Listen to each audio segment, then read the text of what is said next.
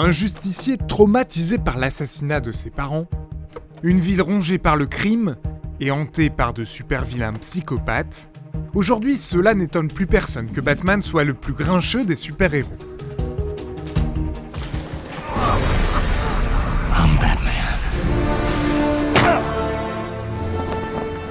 Et pourtant, Batman a aussi eu d'autres vies dans lesquelles il avait l'air de beaucoup plus s'amuser. Mais comment celui que l'on surnomme le Dark Knight est-il passé de ça à ça, puis de ça à ça? The Batman character, like any grand character, is open to a lot of different interpretations. He can support being an action story, and he can support a comedy even. You know, he's very adaptable. Batman is like a phoenix. He is constantly being reinvented. He is rising from his own ashes.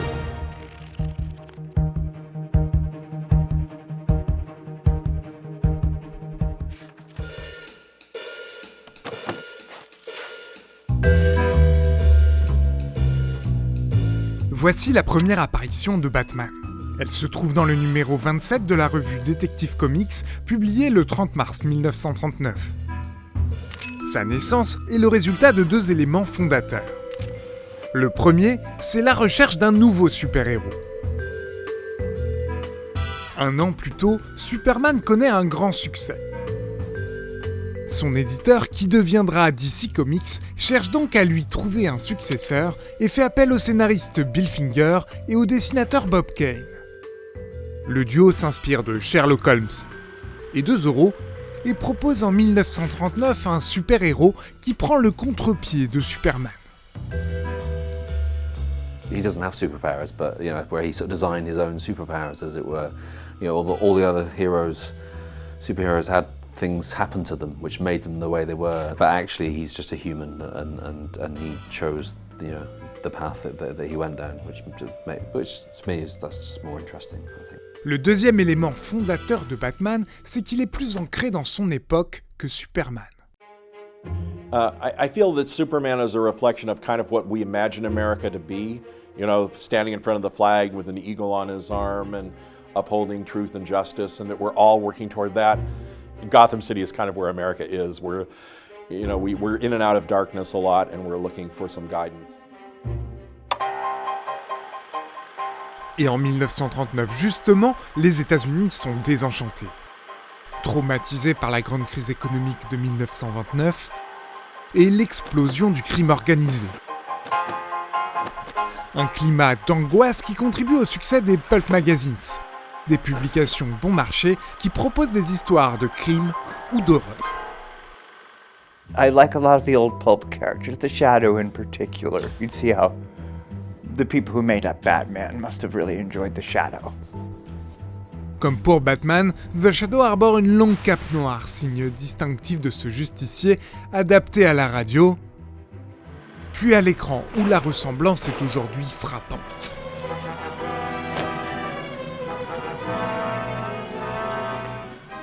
Sous l'influence du pulp, Batman continue de s'assombrir. Meurtre de ses parents, ou apparition du Joker inspiré par l'acteur Conrad Veidt. Il y a quelque chose d'assez sombre en fait dans le personnage qui est vraiment sur la première année. Et ça commence à se modifier avec l'apparition de Robin. Où là, en fait, c'est même une demande un peu éditoriale auprès des auteurs de radoucir un petit peu le personnage et donc de lui donner un sidekick qui est un enfant et qui rejoint aussi à l'époque l'idée qu'a Bill Finger, qui est le premier scénariste de Batman et qui est le co-créateur du personnage avec le dessinateur Bob Kane, de lui donner un assistant de la même manière que Sherlock Holmes a un Watson.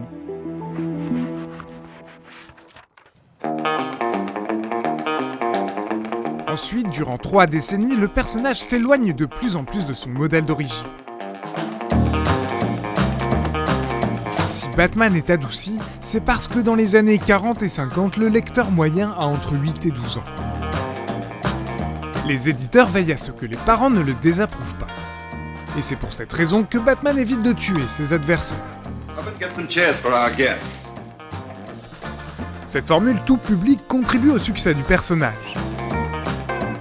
En 1954 pourtant, cet âge d'or s'interrompt brutalement, et c'est surtout à cause de Frederick Waltham. Cette année-là, ce psychiatre connaît un grand succès avec ce livre. Sa théorie, c'est que les BD corrompent la jeunesse américaine. Celles d'horreur et de crime sont les premières visées. Mais voici ce qu'il dit de Batman. L'atmosphère est homosexuelle et anti-féminine. La moralité des comic books est remise en cause et le Sénat américain ouvre une enquête.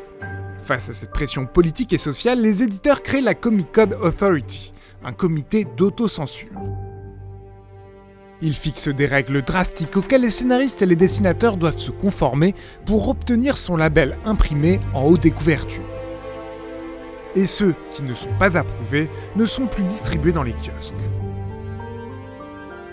Meurtre, violence ou nudité sont par exemple proscrits. Or, le problème, c'est que le crime, c'est justement ce que combat Batman. Pour le sauver, on lui retire donc les influences originelles du pulp. Les scénaristes le font dériver vers la science-fiction ou la comédie par exemple. Et en réponse aux critiques sur sa relation avec Robin, on l'entoure d'une famille de substitutions avec Batwoman, le Bat-Chien, Batgirl ou même Batmite, un elfe venu de la 5e dimension. There is a cartoonish part of Batman, and some of that is intentional in the story. Some of that is by design. Of like, if you look at the earlier stories where they're fighting against huge typewriters or robot dinosaurs, you have to laugh at the absurdity of it, even though Batman himself takes the situation seriously. Then there are stories that are kind of unintentionally funny because they were so much a statement of the times. If you look back at some of the stories from the late 60s, Batman seems like, boy, that really seems kind of hokey and stale, and you know, it's almost like a parody of itself. En effet, dans les années 50 et 60, les polars noirs sont démodés.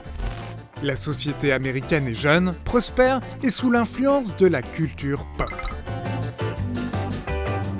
Le Dark Knight se montre alors extravagant comme avec Batman Zèbre ou Batman Arc-en-Ciel. Puis en 1966, une Batmania s'installe après le succès d'une série télévisée. Holy superlatives, Batman! It's really exciting.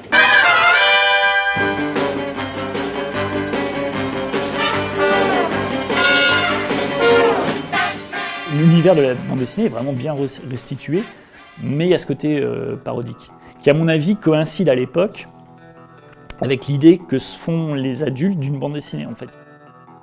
Et donc, malgré son esprit enfantin et délirant, le Batman joué par Adam West n'est pas désavoué par les puristes. Is open to a lot of different interpretation. And really, it's hard to find any of them that are wrong. When I was a kid, the Adam West show was I looked forward to it and watched it every week. Some days you just can't get rid of a bomb.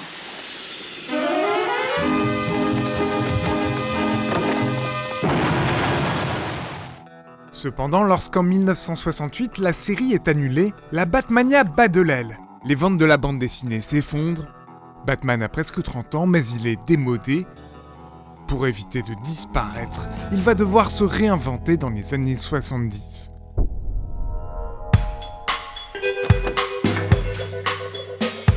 Et l'électrochoc viendra d'un retour aux sources. Deux hommes vont enrayer le déclin de Batman. Neil Adams et Denny Sony. Adams revient à un dessin plus adulte tandis qu'O'Neill renoue avec le personnage de 1939, une créature de la nuit.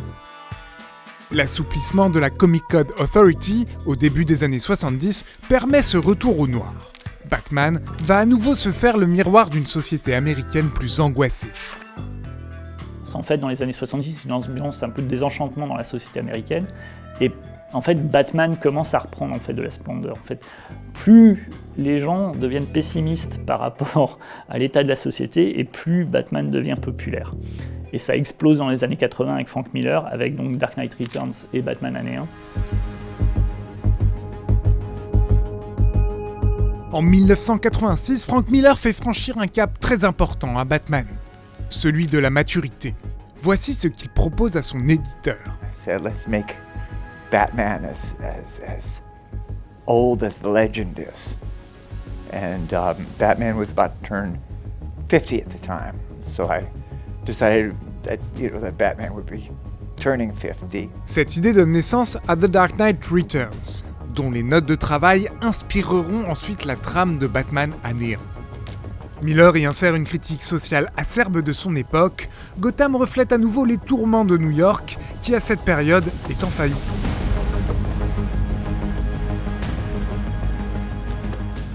New York in the 1980s was pretty grim. Crime was really running rampant then. The city was in a real downswing. It was very depressing there for a lot of people. And that was what I wrote too, because I was living in it. En plus de la critique sociale, Miller intègre de la satire. A tremendous amount of what's in Dark Knight is comedy. There's parody all through it. I mean, I think there's some pretty pointed comedy about Ronald Reagan in it. If any of you can remember who Ronald Reagan was. When I was doing Dark Knight, I was kind of a political junkie, and it ran all through. Il faut savoir que le discours politique de Frank Miller est devenu radical et controversé dans les années 2000. Cependant, les œuvres dont on parle sont antérieures, elles ne font pas polémique. Au contraire, ce sont des références. Et si le Batman de Miller est considéré comme l'un des plus importants, c'est parce qu'il n'y a pas que son costume qui est sombre. Il a aussi des idées noires. Batman's a dark character because of personal tragedy. When he was a very young boy, the world stopped making sense for him completely because of his parents' murder, and he's been spending the rest of his life forcing the world to make sense. Ces romans graphiques pour adultes affirment la complexité de ce héros.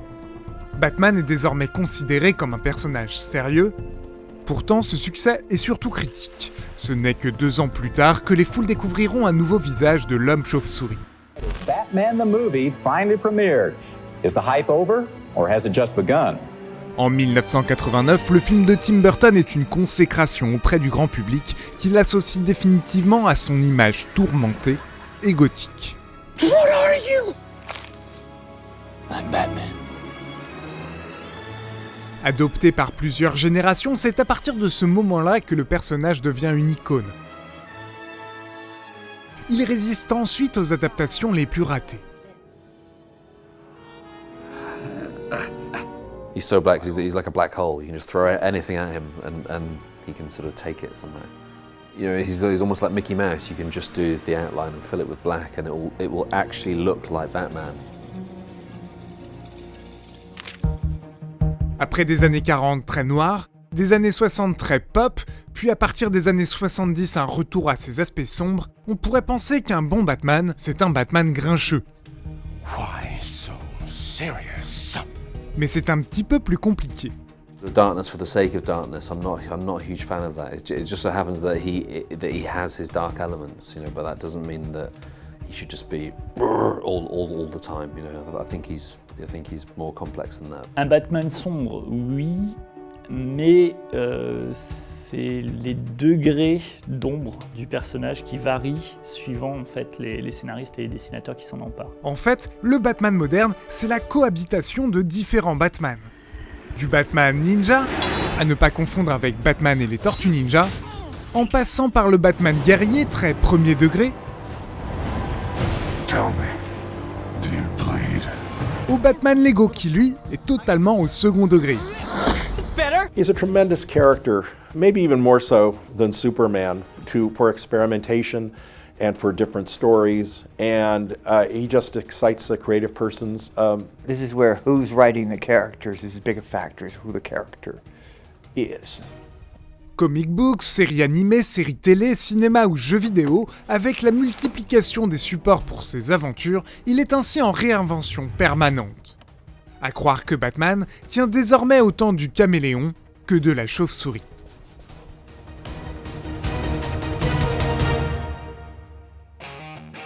What's your favorite Batman story? My favorite Batman story, the Joker's Five-Way Revenge. You'll never top it, never. Mon aventure préférée de Batman, c'est Batman année 1, donc réalisé par Frank Miller et David Mazzucchelli, et c'est 86-87. It's a story I read when I was a little boy. That in a DC Comics 80-page giant that reprinted newspaper strips. I said, this is one mean guy. The Dark Knight Returns by Frank Miller, I can remember reading part 3 on the way to school, like walking to school, reading it, because I couldn't have a whole day at school before finding out what happened in part 3. Et vous, quelle est votre aventure préférée de Batman? Faites-le nous savoir dans les commentaires. Vous retrouverez aussi sous la vidéo les références citées ainsi que des informations complémentaires. Merci de nous avoir suivis jusqu'au bout.